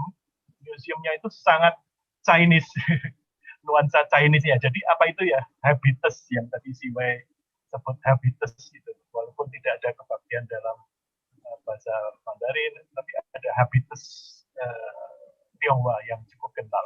Bagaimana itu si Wei? Iya pasti. Gary ini itu habitusnya itu sangat Tionghoa sekali, dan Patong itu juga sangat Chinese dalam budayanya, bahasanya, segala macamnya.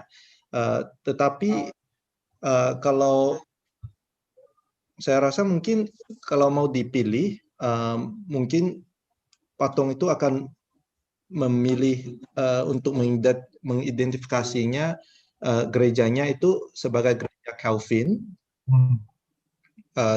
Jadi aliran Calvin atau Reform Injili daripada dia mau, so he probably won't want to identify the church culturally using cultural factors. Tapi kalau kita lihat tipologi 3 yang tadi itu, I thought yang paling tepat itu GRI itu mungkin adalah ketionghoaan Tok itu. Ya. Tapi my argument is that gereja itu tidak, dia mau melepaskan dari pengaruh identity politics Chinese-ness-nya itu. So it never engage in that kind of debates. It engages mostly on theoretical, theological and doctrinal debates. Saya setuju itu sih, Wei, karena sebetulnya Pak Tong sendiri juga tidak bisa disebut 100% Tionghoa ya. Karena Pak Tong kan mendirikan itu sih, Wei, concert hall di Kemayoran itu. Iya. Dan dia punya orkestra, Western Classical Orchestra. Kebetulan adik saya seringkali diajak main oleh Pak Tong di sana. Jadi dia ini lebih cross cultural person ya. Pak Tong ini tidak bisa kita melabel Pak Tong itu sebagai simbolis seorang Tionghoa totok ya. Tapi dia lebih cross cultural person karena dia East and West, dia mix di dalam. Tapi pemikirannya itu sangat terpengaruh oleh filosofi Chinese juga ya. Jadi kalau kita mendengarkan khotbah-khotbahnya dalam bahasa Mandarin, itu pengaruh budaya Tionghoa itu sangat kental sekali. Dan mereka juga sekarang sedang mendirikan sebuah universitas ya, Calvin Institute of Technology. Ya, yang membutuhkan dana yang besar sekali. Tanahnya sudah ada, sekarang mau mengumpulkan dana untuk mendirikan universitas yang baru. Oh iya. Terima kasih sih, Wei. Bu Evi silahkan lanjut, mohon maaf agak panjang. Enggak apa-apa. Itu ininya moderator ya, yang udah memimpin ini acara ini. Nah, ini ada pertanyaan yang kayaknya ingin disampaikan langsung ya oleh Pendeta Sutrisno. Ini gimana? Apakah ya, silakan ya. Mungkin 2-3 menit gitu ya. Saya ya, silakan Pak untuk unmute Pak Sutrisno. Oh. Ini ada banyak Sutrisno ya. Di Sutrisno Murtioso, tapi ini ada yang Sutrisno pendeta. Iya. Oh, silakan. Saya buka huruf sih kalau urusan ini. Oh itu Pak Pendeta Sutrisno. Oke, silakan Pak. Di unmute dulu, ya, Pak. Silakan di unmute Pak. Ya. Masih unmute, masih mute Pak. Harus di unmute dulu. Unmute. Ya, silakan. Halo, ya, terima kasih. Menit, ya, Pak. Yeah. Ya, saya Pendeta Sutrisno dari Gereja Kristen Jawi Wetan. Istri saya Tionghoa dari GKI. GKJW itu anggota PGI, anggota Dewan Gereja Asia, anggota Dewan Gereja Dunia. Jadi apa yang ekumene itu banyak kami terlibat di sana. Kami dikirim ke Jerman juga untuk gerakan ekumene dari beberapa gereja, ya. Sehingga di sini saya lihat istri saya yang Tionghoa bisa melebur ke gereja Jawa, tapi juga ke lebih ekumene yang internasional. Karena itu ada wawasan yang luas dari orang Tionghoa. Sebab mereka ini selalu terbuka pada yang baru, ya. Istri saya walaupun Tionghoa, dia masuk ke komunitas Jawa. Dia bisa masuk ke pergaulan dengan orang Jerman. Nah, saya kira orang Tionghoa ini dituduh pragmatis, tapi pragmatis yang etis. Di situ potensial. Kenapa orang Tionghoa menyebar ke seluruh dunia? Mungkin ada keterbukaan itu. Nah, Tionghoa yang Kristen, saya kira juga potensial untuk ekumene, untuk persaudaraan, untuk yang lebih luas.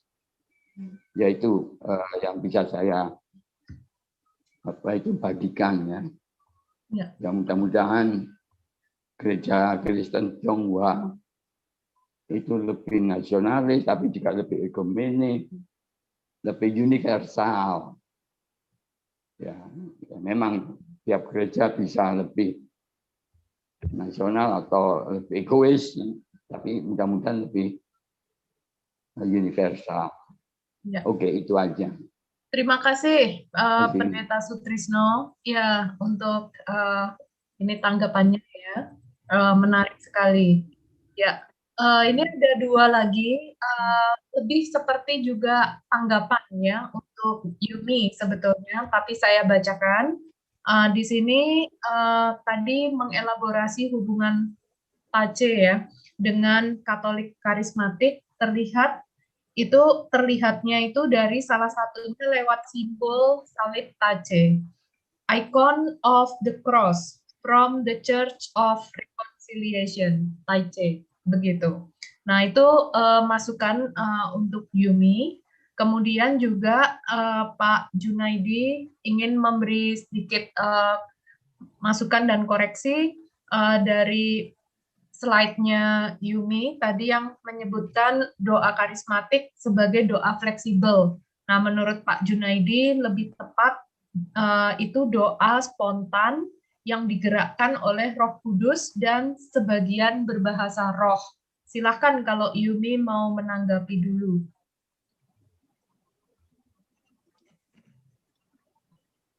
Ya, terima kasih atas masukannya. Pertama terima kasih atas info tentang Taizé dan karismatik. Dan yang kedua Pak Junandi. Ya, terima kasih atas koreksinya juga. Fleksibel, saya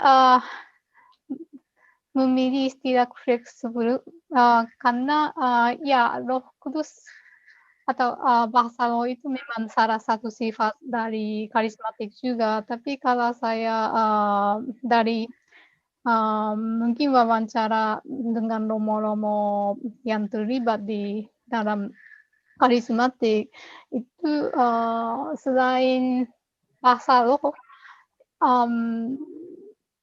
doa dalam karismatik itu memang lebih fleksibel karena misalnya orang Katolik yang konvensional itu kan jarang sekali doa spontan antara umat-umatnya, tapi dengan kelompok-kelompok karismatik kita bisa melihat hal-hal seperti itu. Jadi fleksibel itu dari situ. Ya, tapi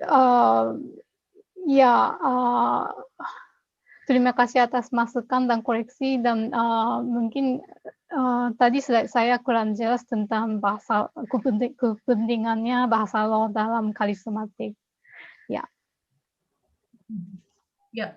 Nah, ini ada satu pertanyaan lagi untuk dua pembicara ya.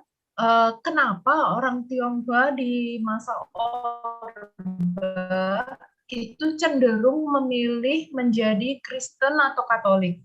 Apakah kecenderungan itu juga dapat dilihat dalam masa kini ketika muncul penguatan komunitas Islam pasca reformasi? Nah, ini misalnya maksudnya banyak Tionghoa yang masuk ke PT ya, Persatuan Islam Tionghoa Indonesia itu, apakah ada jawaban dari CY dan Yuni? Kenapa yang masuk Kristen atau Katolik di zaman Orba? Zaman Orba itu gara-gara setelah G30S, ini baru Ibu Esther baru mengingatkan saya dengan WhatsApp, kenapa tidak menyinggung tentang melonjaknya banyak orang Tionghoa yang jadi Kristen waktu setelah G30S. Memang setelah peristiwa G30S itu, banyak Chinese orang Tionghoa itu mau menjauhkan diri daripada ketionghoaan, ciri-ciri ketionghoaan seperti agama Buddha, Konghucu, dan segala macam. Jadi pada waktu itu di permulaan Orba itu ada banyak orang Chinese, orang Tionghoa itu memilih menjadi Kristen dan Katolik. Itu adalah alasan yang pertama. Yang kedua itu adalah setelah sekolah-sekolah Tionghoa ditutup pada zaman Orba tahun 1965 ya sampai 1967, setelah sekolah-sekolah Tionghoa itu ditutup, banyak anak-anak Tionghoa itu tidak ada sekolah, mereka itu orang tua mereka itu ada yang sungkan untuk memasukkan mereka ke sekolah negeri. Adapun juga karena diskriminasi segala macam itu mereka tidak diterima masuk ke sekolah negeri. Jadi waktu itu sekolah Kristen itu menjadi satu lingkungan atau satu site di mana banyak orang tua Tionghoa itu memasukkan anak-anak mereka ke sekolah Kristen. Jadi waktu itu banyak sekolah Kristen itu mengexpand dan membuka lebih banyak cabang segala macam.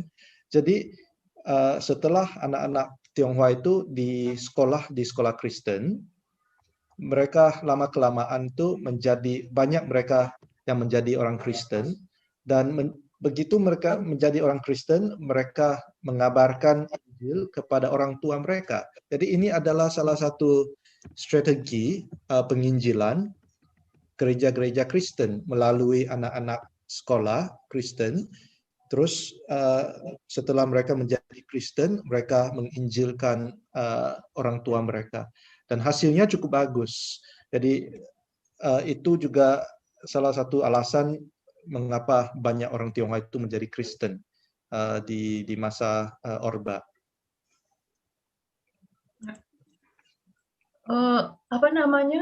Tampaknya ini ada satu pertanyaan, atau mau Ko Didi dulu? Mau diinikan Ko Didi? Oh iya. Oke, terima kasih. Di sini hadir Pak Amos Sukamto ya. Pak Amos ini saya kenal, beliau seorang pendeta tapi juga seorang doktor sejarah. Pak Amos, mungkin Pak Amos bisa ada komentar ini, Pak Amos.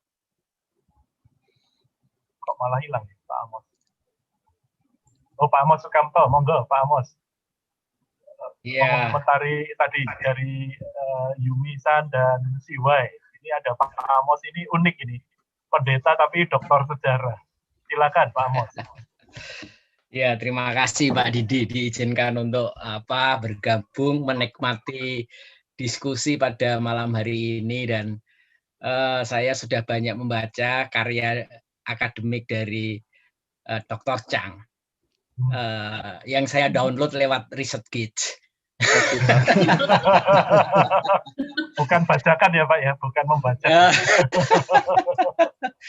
Kemudian kalau Ibu Yuli saya memang baru kenal, jadi baru tahu ternyata juga menggeluti tentang Pentakosta dan karismatik. Ada satu hal yang ingin saya sampaikan, bahwa sebenarnya Pentakosta dan karismatik itu dua hal yang berbeda. Yeah. Ya, jadi itu jangan dicampur adukkan. Kenapa? Karena memang karismatik itu sebenarnya gerakan setelah munculnya Pentakosta. Jadi itu masuk ke Indonesia memang lebih banyak lewat pebisnis. Dulu ada yang namanya full gospel businessman ministry kalau tidak salah.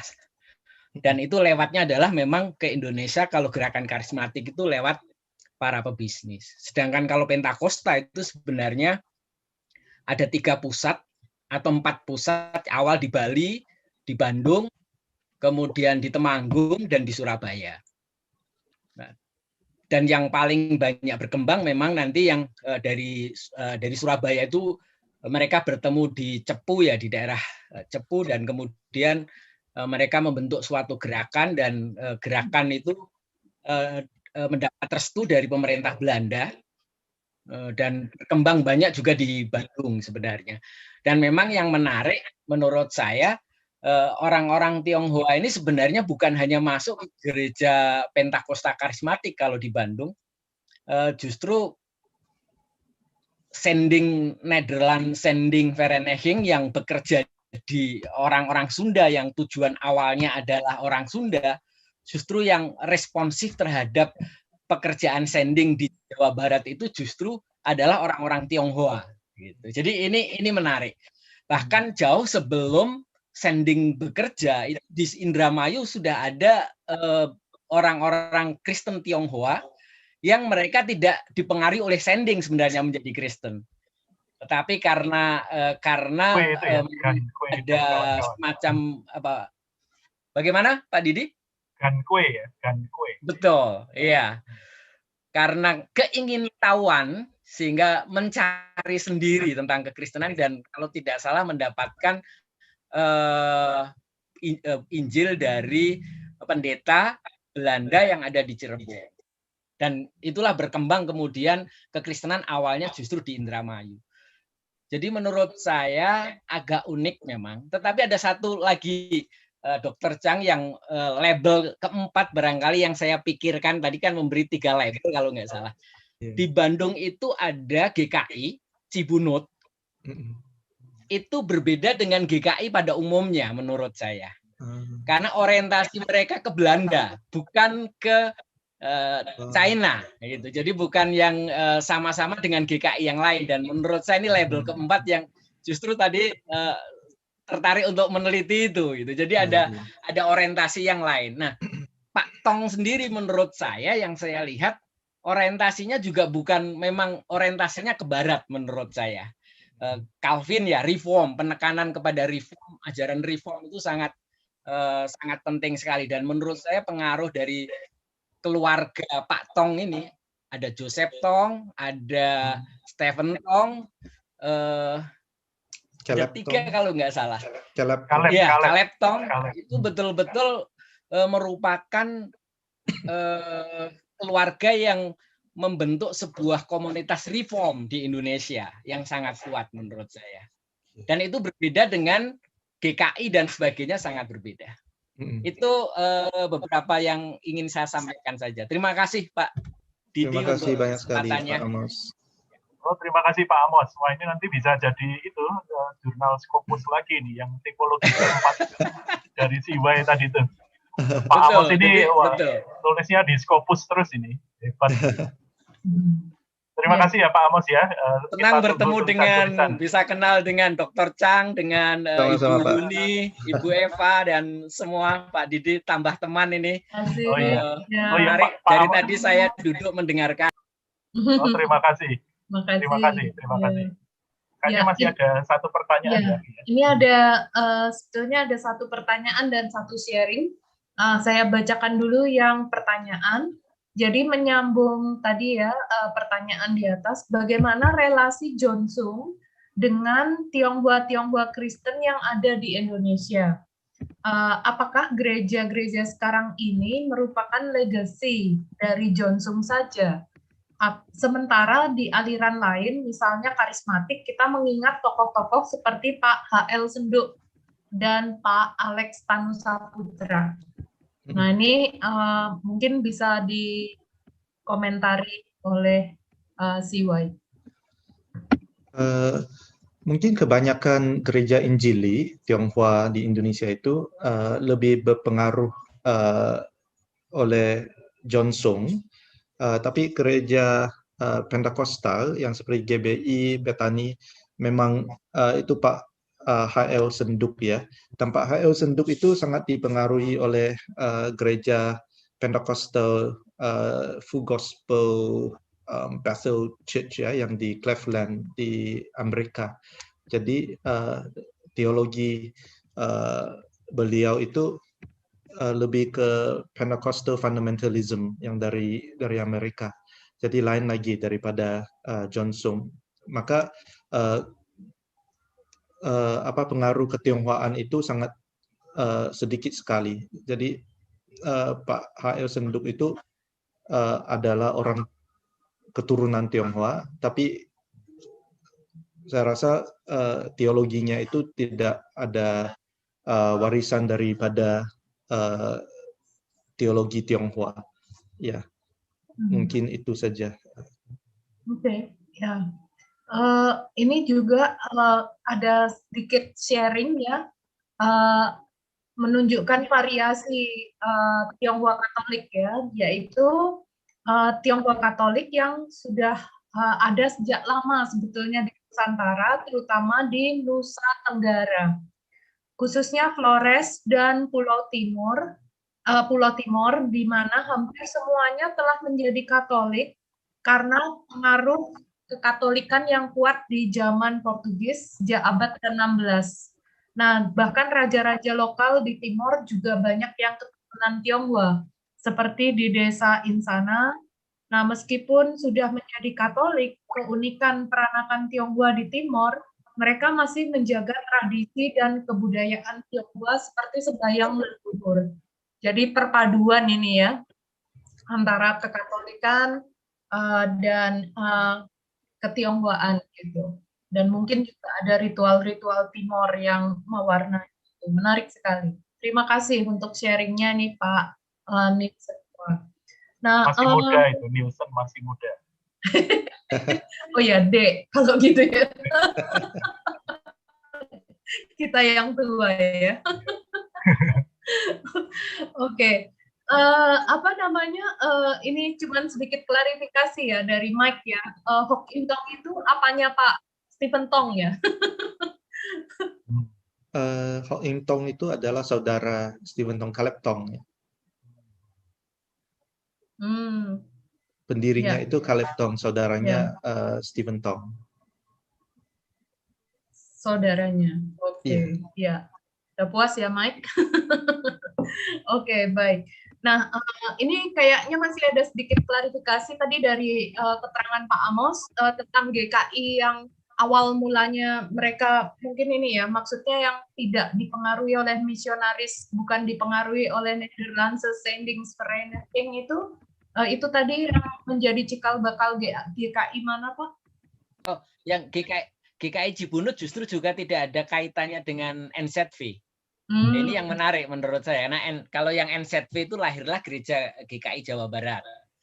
Tapi kalau Cibunut ini memang berbeda. Jadi awalnya kalau di dalam sejarah itu awalnya dari Naripan sebenarnya, dan kemudian pindah ke